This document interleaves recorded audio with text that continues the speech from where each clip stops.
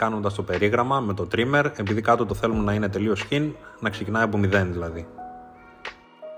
Αφαιρούμε όλα τα μαλλιά και καθαρίζουμε την περιοχή, να σιγουρευτούμε ότι δεν υπάρχουν τρίχες. Και συνεχίζουμε με τη σκάλα 3, με την οποία θα αφαιρέσουμε όλο τον ανεπιθύμητο όγκο.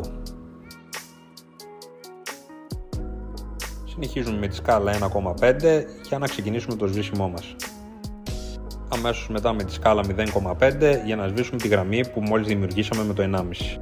Και μετά χρησιμοποιούμε τη μηχανή χωρίς σκάλα να σιγουρευτούμε ότι δεν υπάρχουν πλέον γραμμές και το σβήσιμό μας είναι ομοιόμορφο. Στη συνέχεια ξαναχρησιμοποιούμε το trimmer για να κάνουμε τις γωνίες, το edge up και να καθαρίσουμε καλά το σβέρκο. Εδώ θα δείτε ότι χρησιμοποιώ λίγο ψαλίδι και χτένα για να αφαιρέσω λίγο όγκο. Και εφόσον έχουμε τελειώσει προχωράμε στο styling. Εδώ θα χρησιμοποιήσουμε sea salt spray για να δώσουμε ένα πιο άγριο και ανακατεμένο look. Αυτό είναι το κούρεμα, ελπίζω να σας άρεσε. Κάντε μου ένα follow, ένα like, αφήστε μου και ένα comment. Φιλιά από μένα και τα λέμε στο επόμενο.